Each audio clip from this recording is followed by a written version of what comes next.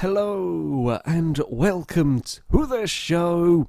I am here on Forza 6 with a challenge, and that is a relay race. We're going to split up into 4 different teams. Each team would have 4 cars, all from different classes. We had a C-class car, B-class car, A-class car, and S-class car. Now, we would go for a 4-lap race, each car having to complete 1 lap and then tagging in its sort of next teammate, which meant tactics were a surprising important part, not just about driving fast, but what order do you send out your vehicles. Race number 1 went to the Circuit of the Americas track. The white team that we are following at the moment sent out their S-Class vehicle first, so their fastest car in this Dodge Viper. Green team were sending out an A-Class Firebird Trans Am, while orange and blue team were both using a C-Class car, so our slowest vehicles. Now, if you send out the S-Class car at the very start of the race, it can probably run around in clean air, provided the other teams haven't sent out their race cars first. It can run around in clean air. It's not going to get held up in traffic, which is good. Whereas, you know, for the 2 C-cars that have gone off here are kind of racing against one another. They could get into a battle. They could start slowing each other down. But if you can run in clean air, you can worry about doing your own lap time. You know, try and go as quickly as possible. The downside, though, is when it comes to the end of the race, if you haven't made a big enough gap, you're stuck with the slowest cars, possibly, at the end, and they don't really have much chance fighting against the much higher machinery. The C-Class cars, as I said, were close on track, and we're having a pretty good battle as we come down this back straight. Of course, the Firebird, far quicker than these, made a huge gap, as of course was the Viper, so they only had to worry about each other at this moment in time. The Cadet had a look at going around the outside. That's quite a tough place to go around the outside, especially when you only have, you know, 1 lap. You might not quite be sure where the braking zones are with these vehicles. The Cadet was close, had another look, trying to sneak up the inside of our Fiat Dino, couldn't quite do it, clattered across the curbs. In the end, thought better of that one, and the Dino would remain in what was an overall 3rd place. Now, at the front, the Viper was flying. It had no traffic to worry about, and white team were sticking with their fast cars going first, as once the Viper crossed the line, it would be a Camaro that was up next. This one was in A-Class. Again, trying to make the most of having a clean track, not having to worry about racing against other cars, not even having to worry about overtaking the slower vehicles. But the white cars were only to get slower as they went through. Orange and blue team, well, they crossed pretty much side by side. Now, my orange team, we decided to go for a little bit faster car next. We were sending out our A-class vehicle, a Shelby Daytona, whereas blue team were sticking with their lower class cars as they sent their B-class BMW out next. We were kind of hoping to try and build a little bit of a margin. They had my Mercedes that would be going for the B-class cars. I knew my Mercedes is a great vehicle, so we were hoping that the Shelby could go out driving relatively clean air, because it was setting off, you know, slightly ahead of, well, it set off about with the blue team, but it would pull slightly ahead. You know, it's a much faster car, being an A-class vehicle. It could run in clean air, not get caught up in traffic. Green team had sent out a C-class car, but it was a fair way down the road. We're kind of hoping that the Shelby might be able to do something about reeling in that green team. At the front, it was white team's Camaro miles out in the lead. As expected, they'd used their 2 very fast cars to start with. Now, in theory, it should all, of course, work itself out. It should all even itself out. But you had seen that a couple of teams have been fighting and so on. That's where the strategy comes in. But as I said, you know, white team are only going to be getting slower. And while, you know, possibly a B-class car can hold off an A-class car for a couple of corners, a C-class car against an S-class vehicle is likely to be a bit interesting. Green team would come through and send off their B-class vehicle. Orange team, we would send my B-class car off next. It made a decent-sized gap to the BMW. We were a little bit concerned that it really might not quite be enough for me to try and fend off the A-class vehicle that was giving chase. And I had quite a lot of work. I was quite a long way back from the green team's Mercedes that was up ahead. That was a B-class car as well. In fact, there were 3 Mercedes going this time around, because the blue team's A-Class car was the McLaren SLR. This thing is an absolute monster in a straight line. I was hoping, my main hope with this is if I could stay ahead of the SLR by the time we came to the end of this long straight, I could potentially cause it no end of problems through the corners. My Mercedes SLR was very, very good through the turns. I love my SLR.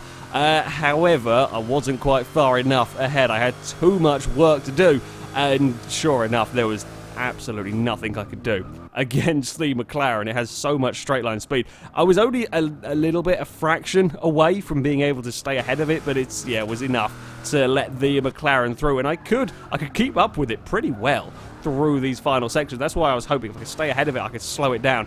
But no, it was not to be. At the front, white team were indeed still leading. Their margin was shrinking though, and that is to be expected. They were on to their B-Class vehicle here in the Ford Mustang as it rounds the final corner, and they had their C-Class car to go. There's another Mustang, a Mustang Boss, and there were 3 race cars lined up, ready to chase it down. The modern Mustang crosses the line, releases the Boss, and while it does have a very large lead at this stage, it hasn't got anything to fight the race cars with. As I say, with my SLR, if I could have got it into the tight, twisty sections, I could probably have held off the A-Class car, certainly for a while, and certainly slowed it down, whereas that Mustang Boss has got nothing to fight a Lancia Beta race car, the Ferrari race car, and a BMW race car. That's serious machinery that is now giving chase as we all cross the line. The actual race cars had a relatively similar margin between all of them as they came onto this final leg. Green team certainly had the advantage in this particular race as our BMW gets a big slide out of the first corner. The question was, would the Mustang have a big enough lead to stay ahead of these race cars that were hunting it down, despite the fact that white team hadn't had any traffic in all of their runs? The blue team's McLaren had done a pretty good job of getting past me without too much trouble. They still had to have, worried about other vehicles and so on, and blue teams and our C-Class car had both fought for a lap. White team had been running on their own, but unfortunately for them, as had sort of green team on the most part, there hadn't been too much in the way of kind of really close action to slow vehicles down. And as we came up towards the final few corners, the Lancia was catching, and of course the Lancia was catching really rather fast when it's up against a C-Class Mustang Boss. The Lancia actually, I think, surprised itself, carried a little bit too much speed, died from a huge way back just because it can. It's got so much better brakes, so much better handling, bounces his way across the curb. Not really quite ideal for the Lancia Beta there, but it is around the final corner and running away from the Mustang Boss. The Ferrari had a little bit too much work to do and couldn't catch up to the back of the Ford though. So it will be green team that takes victory from white team. The blue team's Ferrari in third. Our BMW, I think, made a little bit of a mistake and dropped back on the final lap, unfortunately. It was certainly an interesting first race. On to round 2, we headed to the Watkins Glen GP circuit. Had a little bit of a narrower starting grid than I was quite anticipating, but there we go. There was a little bit of mix-up with the starting order. White team weren't too happy with their strategy of running the fastest cars first, so they pretty much reversed it, would now go from slowest to fastest. Both orange and green team, we opted to start off with A-Class cars and chances of trying to get a little bit of a gap early on. Blue team were starting with a B-Class BMW, as Shelby Daytona got stuck on the outside, did manage to make it around the BMW, lost a little bit of time to that Firebird, although it didn't really matter too much. That Firebird is a mighty fast A-Class car around here. The Daytona, as it crosses through the S's, was managing, as you would expect and as you would hope really, to make a little bit of a gap back to that B-Class car. What was perhaps surprising, the Mustang was actually keeping up pretty damn well. The Firebird at the front had got quite a nice healthy lead over this Daytona as they drive through the bus stop. The BMW really did have a tough time shaking that Mustang. It did a great job. Being an entire class lower, it did a fantastic job of keeping up to the back of the BMW. BMW did a pretty good job of sort of keeping up with the other Daytona, but yeah, there was not a particularly large gap between this car. You can see the Shelby in the distance. You can see how much closer the Mustang is to the BMW than the BMW is to the vehicle ahead. So yeah, credit to that Mustang for doing such a good job around this track. It was, though, the green team that were leading the way as they would change over again, opting to send out the C-Class car second. Shelby Daytona would make it across the line and somehow get his car under control on the grass there. We were sending out our C-Class vehicle as well in this one. I think Blue Team sent out their C-Class car as well. So it was mostly the slower vehicles that were going out this time around. And we had a relatively kind of spread out group of cars. The only team not in a C-Class car, the white team, had sent out their Mustang, their B-Class vehicle. Now, we had seen it had done a pretty good job, on the most part, of keeping up with the BMW, so the Mustang didn't have too much. I say too much. There was still a fairly sizable gap, but relatively close to the Blue team's C-Class car, and sure enough, the Mustang was catching pretty damn quickly. But here is the thing, as I said in the first race, with these faster cars, these slightly faster cars, there's a possibility for them getting snared up, losing time, stuck behind the slower vehicle. So he's got to get an overtake, got to get it done as quickly as possible. He has a go at the inside of the Cadet. The Cadet gets very, very sideways, causing the Mustang a little bit of a scare and a little bit of trouble. You know, the Mustang will have lost some time in all of that. It was only one corner. The Mustang has very similar. That Cadet is bitey fast in a straight line, very similar straight line speed to the Opel, but the Mustang far better through the corners and get to the inside of the next turn and get through there cleanly as well. You can see just about up in the distance was the orange Fiat Dino Mustang running a little bit wide through the next turn. Yeah, a little bit of time was lost in all of that, but it wasn't too terrible. Green team would cross the line still with their lead as they send out their B-Class vehicle, as would my Mercedes setting off as well. White team would send their A-Class vehicle giving chase. Blue team would go for a little bit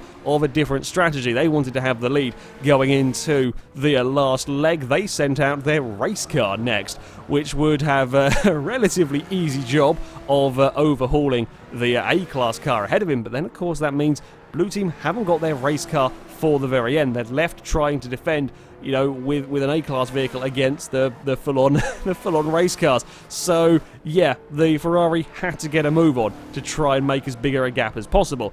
Now, I was hoping the Ferrari would catch me in the corners so that I could try and slow it down a little bit and hinder its progress, try and defend, but it wouldn't. I don't think it really would have mattered anyway. The Ferrari was so much faster than these B-Class cars, and perhaps it is better as well in these instances not for me to slow myself down, or in the case of the green team's Mercedes that was leading the way, not to slow yourself down defending a position because you're compromising your own race. And indeed, the Mercedes doesn't even bother moving across. It's just very much a case of, well, the Ferrari is going to come past. I could try, it'll just go around the outside of me. So rather than, you know, compromising my own line, you know, let it do its own thing and don't affect my own race. I was being hunted down by the Camaro. Now, Camaro only one class above my Mercedes meant that I perhaps stood a chance. Seeing the Mercedes, I knew the Mercedes was good through these turns. I perhaps stood a chance of holding him off for a couple of turns, try and hand over to our race car in a bit better position. Unfortunately for me, the Camaro was that little bit too quick. I didn't have enough speed to fend him off down the straight bits. Could definitely keep up through the turns, but not down the straight bits. As we came across the line, Blue team released their final vehicle, but he was going to be chased down by the Lancia Beta. The Viper gets underway as finally Orange team's BMW once again has got an awful lot of work to do. I will be honest, Watkins was a little bit dodgy for the cars trying to stop from the race, them trying to kind of launch themselves down the side and avoid interfering with the racing that was going on. It was, yeah, slightly. I thought Watkins was a lot wider than it was. I'll be honest, when I selected this track for this challenge, but there we go. At the front, the McLaren, while it had, you know, a relatively healthy lead to start with, it was always looking like it might be in a little bit of trouble as it was being hunted by these race cars. The SLR as I said, great car in a straight line, but has got no answer to the Lancia around the turns, and that's not at all surprising. Lancia tried to go around the outside, got it all wrong, bounced off the side of the McLaren that put him out into the wall. And the Lancia's got to be careful with doing manoeuvres like that, because the Viper was not far back whatsoever. As we round the next turn, the McLaren is trying to make his car as wide as possible. I don't know if he got a tidy knock from the Lancia or if he got it twitchy all on his own. Ended up out wide, a little bit of rallycross from the big Mercedes, and the Lancia would go through. The Viper was now there sniffing around, having a look. He had a slight go up the inside into the second to last corner. The McLaren getting knocked about all over the place. The Viper waits for him and gives him the position back. But as they round the final turn, the Viper's got that more power, got that better straight line speed. He can get himself to the inside and would outdrag the McLaren to take second place, with the BMW a fair way back again. For our final race, we kept the same starting order this time around. Daytona got a much better launch off the start line. The Firebird having to try and go the long way round and successfully doing it at turn 1. That's a tough manoeuvre to pull off. So well done to the Firebird there for making that one stick. The Daytona stuck on the outside for the next corner, giving the BMW a little bit of space if the BMW had a go, or was thinking about having a go. The Shelby then gets a big slide, not what you want to be doing, through that section, falls in back into the clutches of the BMW a little bit, and again the Firebird can enjoy romping away at the front. Yeah, the Firebird did a great job actually at the start of these races, managing to keep himself out of trouble and make up a decent amount of time. With the Shelby sideways moment behind it, it's once again started to pull away from the BMW. It was much closer to the Firebird around this track was our Shelby Daytona. Speaking of cars much closer, wasn't the case for the Mustang. It wasn't quite able to repeat its very impressive performance at Watkins Glen. It was gradually falling further and further behind around the circuit, even with the BMW running a little bit wide through that corner. It held on, it didn't have a huge gap between the pair of them, but yeah, it wasn't quite as nippy around this circuit. So as we went to do the first of the changeovers, Blue Team were the only team to mix up their order for the final race, as the Aston Martin would set off, followed by the Fiat Dino. Blue Team were trying to make up a little bit of ground with the McLaren. Everybody wanted to have their race cars to finish. Pretty much, we'd seen what happened to the McLaren in the previous race. Everybody was keen on sending their race cars out to finish things off, just mixing up the order slightly beforehand, letting the McLaren do some of the overtaking here. And it's perhaps not a bad idea. You send out the McLaren here to try and get some overtakes, and certainly to an extent Whitey were doing a similar thing. You send out the McLaren now, it's got much easier job overtaking these C-Class cars than sending out sort of fairly similar machinery that was trying to make up time and perhaps pushing the cars a little bit too hard, etc. So yeah, it's an interesting strategy, and this time was working for the Blue Team. It's an easy pass, getting past the C-Class Fiat Dino down that short straight, because the thing's got so much straight line speed. It'll go past lots of A-Class cars with its straight line speed. The Fiat gets a little bit of a slide coming through the S's. The McLaren's next target was the Aston Martin. But, the downside of this strategy is, as you can see, if the Aston Martin holds him up for a couple of corners, you lose an awful lot of time. In the end, the McLaren spotted a gap and went for it up the inside. It would breeze past these cars in a straight line, but if they can possibly get in front of it for a couple of corners, that can be very, very costly in the time to these S-Class cars or these A-Class cars and so on. So, yeah, the McLaren had to get the moves done quickly, and was definitely keen on making as big a gap as he could.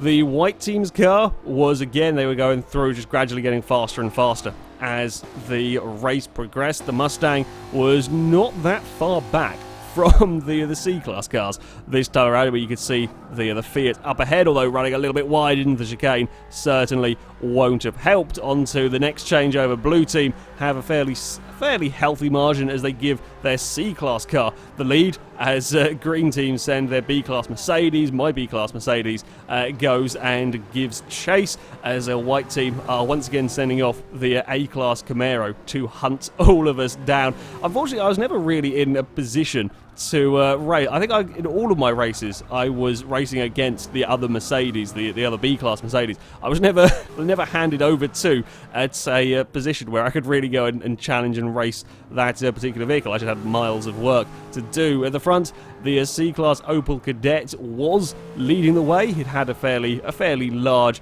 margin. Blue team hoping that the McLaren's sort of speed in the second round had given the Kadett enough of a lead to be able to come and complete its lap and get back, still maintaining that position. I was liking my SLR at this particular track, trying frantically to make up some time to give our race car a chance of doing better in this one. I wanted to keep the Camaro behind. I knew the Mercedes was good through the corners. Unfortunately, I made a little bit of a mistake. My bad on this one, I'll hold my hands up. As, I was pushing the car a little too hard. I'd seen that the cars up ahead were getting close to kind of start arguing for position.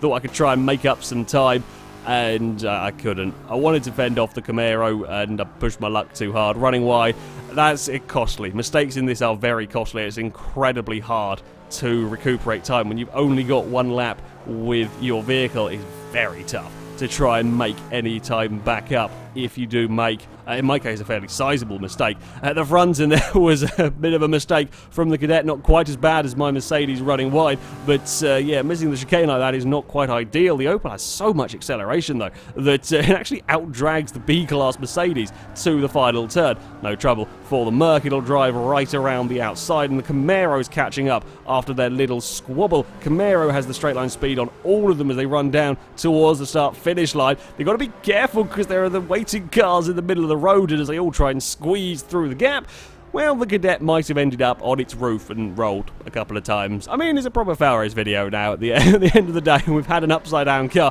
When you weren't watching the manic chaos of everybody falling over, well, 3 of the team's race cars pretty much launched together. The Viper getting the best start of the lot of them as we come down towards the first corner. Big lock-up from the Dodge, ends up forcing the Lancia out wide. The Ferrari has now got a chance to come back at him around turn 2. The Ferrari stuck on that outside line though. We'd seen the Shelby struggle a little bit on the opening lap, making that one work. No such problems for the Ferrari, although he can't quite tuck in time through the next turn, and this helps the Viper. If the 2 race cars can fight each other through the corners, that helps the Viper out massively, because, you know, it is an S-Class car, same PI as these vehicles. All of the Viper's PI comes from its straight line speed, whereas these race cars are faster through the turn. Viper's not bad at all, do not get me wrong, but through these turns, the race cars are far, far faster. You can see the Lancia catching right up to the back of it. Now, he has kind of got out of his battle with the Ferrari, but we're on a straight. The Dodge